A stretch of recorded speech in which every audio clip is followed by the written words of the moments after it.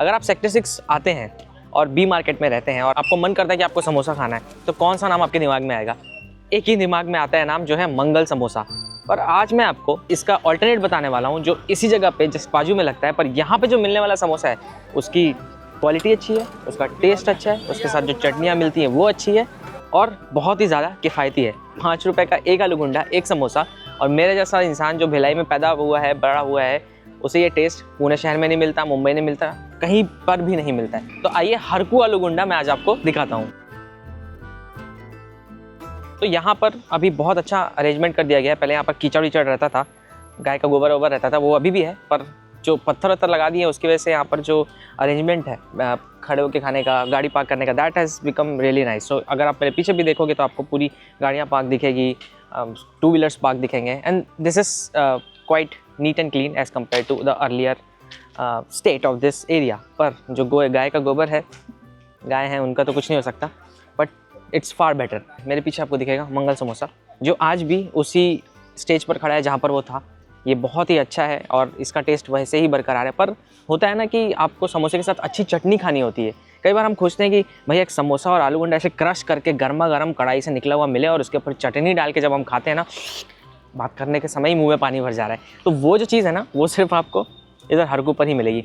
इसके ठेले में कैसे कैसे इन्होंने चटनियाँ अलग अलग रखी है, मैं आपको दिखाता हूँ। तो ये है हरकू आलू गुंडा का ठेला। पहली नज़र में आप देखोगे नीट एंड क्लीन, पूरा स्टील का जो इनका है सेक्शन बना हुआ है। And still you know it's anti fungal, anti bacterial, तो उससे बैक्टीरिया वगैरह का ग्रोथ नहीं होता है। यहाँ पर गर्मा गर्म समोसा मिलता है, आलू गुंडा मिलता है, और क्या रहता है और देखते हैं, प्याज वाली भजिया मिलती है। मिर्ची भजिया तो नहीं है, बट जो समोसा और आलू गुंडा है वो बहुत ही बढ़िया रहता है। यहीं पर गर्मा गर्म वो तलते जाते हैं, वहाँ पर वो बेल कर बनाते जाते हैं। And if you order it, आप यहाँ पर चूज़ कर सकते हैं चटनी, जो यहाँ की यूनिक सेलिंग पॉइंट है। 3 अलग अलग तरीके की चटनी रहती है। पहली रहती है कड़ी, दूसरी रहती है इमली की मीठी वाली, और जो तीसरी है वो रहती है, आप कह सकते हैं कि इमली और टमाटर और मिर्ची धनिया से मिलाकर बनाते हैं, तीखी खट्टी delicious at the same time होती है वो। तो आइए अब एक काम करते हैं, एक प्लेट ऑर्डर करते हैं और मैं आपको खा के बताता हूँ कि इसका टेस्ट कैसा है। We are going to order only 2 things. पहला है आलू गुंडा और दूसरा है बड़ा। ओह सॉरी, या मुंबई का पुणे का असर है ना। पहला है आलू गुंडा और दूसरा है समोसा। तो ये है हरकू का आलू गुंडा और समोसा।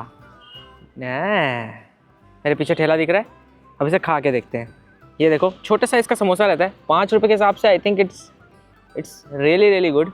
इनकी चटनी होती है ना, वो तीनों जब आप मिलवा देंगे एक साथ तो मज़ा आता है खाने में, क्योंकि इसमें से थोड़ा सा कड़ी का टेस्ट आता है, खट्टा, इमली वाली चटनी का मीठापन, इमली खजूर की चटनी जो भी रहती है, और जो तीखी वाली चटनी का स्पाइसीनेस है, फ्रेशनेस धनिया से, वो मज़ा आता है खाने में।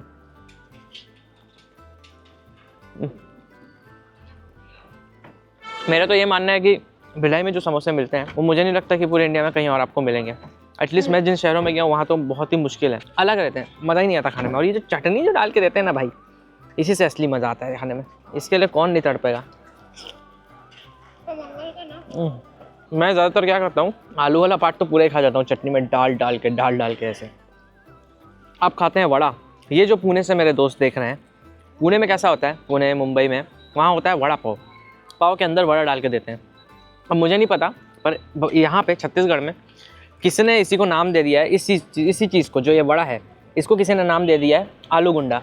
अब पता नहीं इसने किस पे दादागिरी दिखाई, किसका कत्ल कर दिया, अब वो अल्लाह ही जानता है, या वो इसको नाम देने वाला शख्स ही जानता है, पर इसे नाम दे दिया है आलू गुंडा। हम बचपन से इसे जानते हैं आलू गुंडा नाम से, और भाई हमें तो ये बहुत पसंद है और हम इसे बिना पाव के खाते हैं, ऐसे चटनी में डुबा के, इस तरीके से।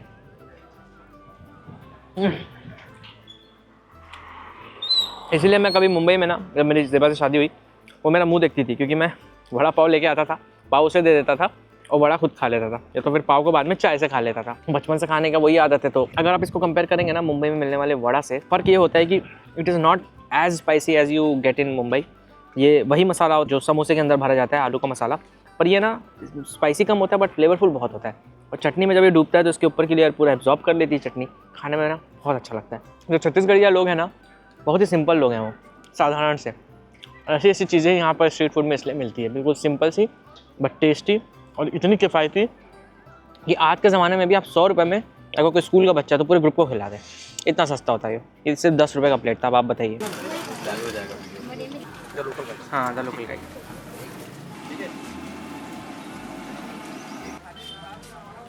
It's far better.